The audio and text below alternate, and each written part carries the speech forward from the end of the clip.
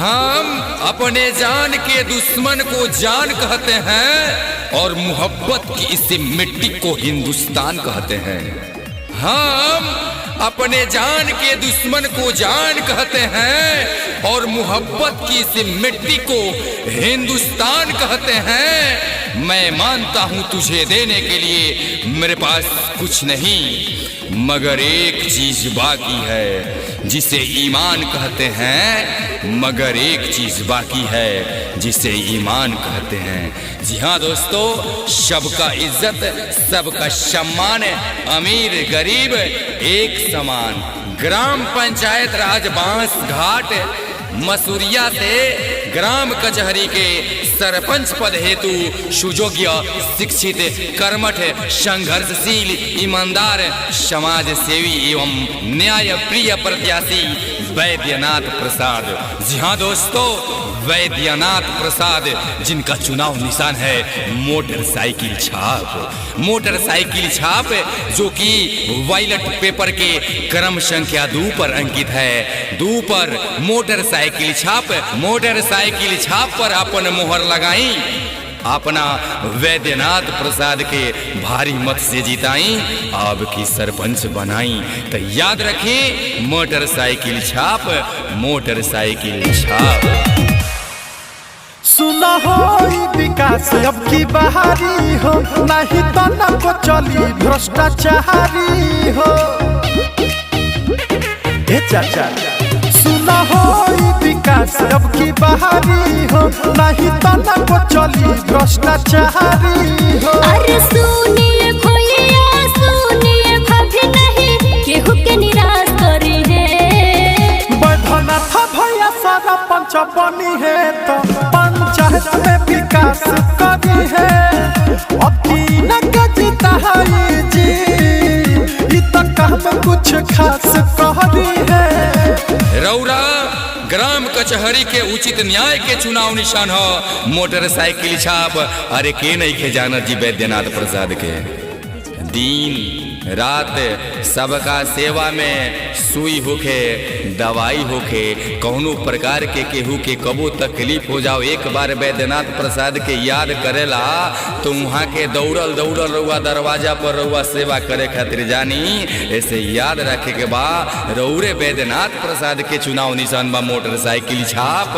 आ मोटरसाइकिल छाप के जीत हर गरीब के जीत हुई, हर किसान के जीत हुई, हर शिक्षित के जीत हुई, हर नौजवान के जीत हुई। मुँह देखुआ पंचायती ना हुई हो, अब की उचित पंचायती हुई। आ उचित पंचायती खातिर मोटरसाइकिल छाप पर मोहर लगाई। आ वैद्यनाथ प्रसाद के अपना ग्राम कचहरी के ग्राम पंचायत राज बांस घाट मसूरिया से सरपंच बनाई। याद रखी, मोटरसाइकिल छाप, रौरा वैद्यनाथ प्रसाद के चुनाव चिन्ह मोटरसाइकिल, मोटरसाइकिल छाप। बड़े निक ईमानदार सच्चा, जाने इनका के बच्चा बच्चा, मौका दे के देखिए एक बेर, काम करिए सबका से अच्छा। चुनाव के दिन जसमिया राता, झंडा जीते वाला फहराता, सब विरोधियों के मन घबराता, चर्चा नहीं के सगरो सुनाता। अरे सुनिए मोमे होई नहीं कमी, ये कुछ खास करी है। वैद्यनाथ भैया सरपंच बनी है तो पंचायत में विकास करी है। अब की न जीता है जी, इतना काम कुछ खास करी है।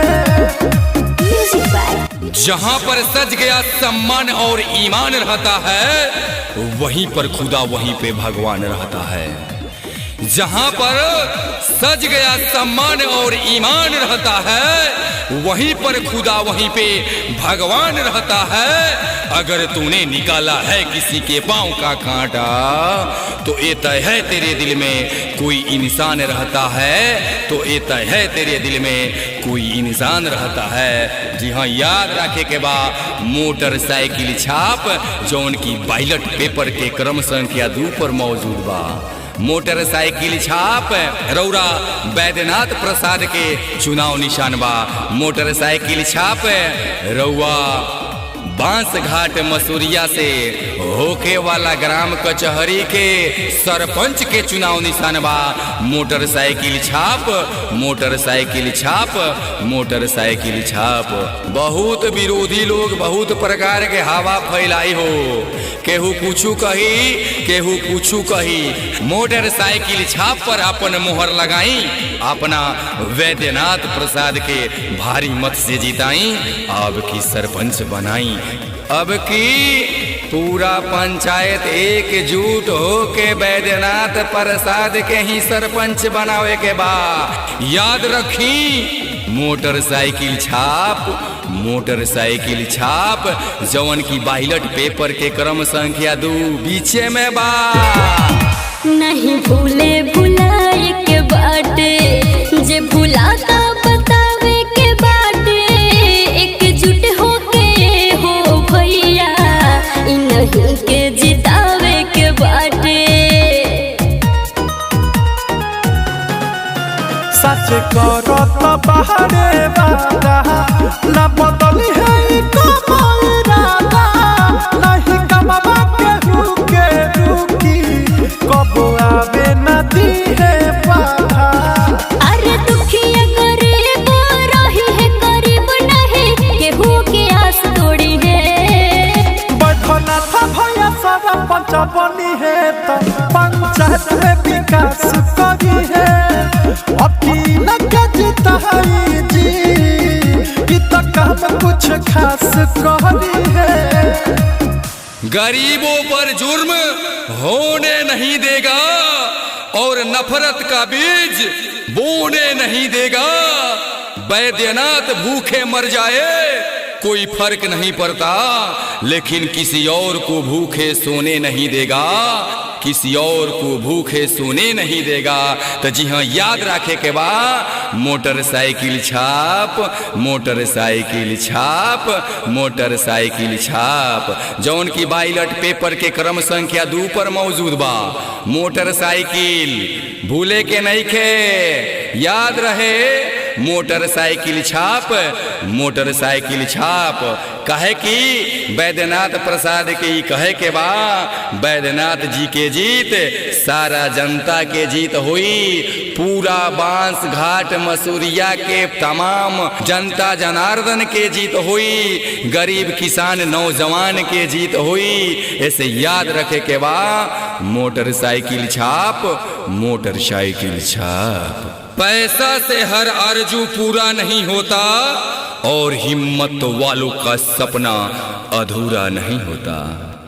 पैसा से हर आरजू पूरा नहीं होता और हिम्मत वालों का सपना अधूरा नहीं होता। जिस इंसान के कर्म अच्छे होते हैं उसका हाल कभी बुरा नहीं होता, उसका हाल कभी बुरा नहीं होता।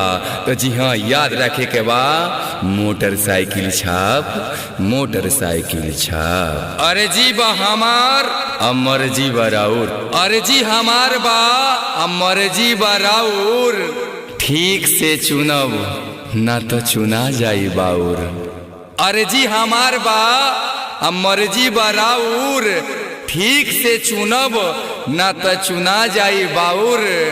केहू के बहकावला फुसलावला में आएम तो 5 साल फेरू पछताए के पड़ी आउर, 5 साल फेरू पछताए के पड़ी आउर। इसे याद रखे के बा अपने चुनाव निशान हो मोटरसाइकिल छाप। जी हाँ, जन जन के प्रिय प्रत्याशी बैद्यनाथ प्रसाद जी बानी। अरे के नहीं खे जानत जी यहाँ के यहाँ के चुनाव चिन्ह मोटरसाइकिल छाप बा, तब मोटरसाइकिल छाप पर अपन बहुमूल्य वोट दी आ बैद्यनाथ प्रसाद के विजयी बनावे के बाजी। याद रखी मोटरसाइकिल छाप, मोटरसाइकिल छाप भुलाए के नहीं खे, सबका याद रखे के बा। मोटरसाइकिल छाप बांस घाट मसूरिया के सम्मानित जनता जनार्दन से ही निहोरा बा, आग्रह बा, बिनती बा, कर जोरी बा कि अब की आपन आशीर्वाद रूपी वोट वैद्यनाथ प्रसाद के दी आ अपना ग्राम कचहरी के सरपंच बनाई जी। याद रखी मोटरसाइकिल छाप पर मोहर लगावे के बा। मोटरसाइकिल छाप, मोटरसाइकिल छाप। हम अपने जान के दुश्मन को जान कहते हैं।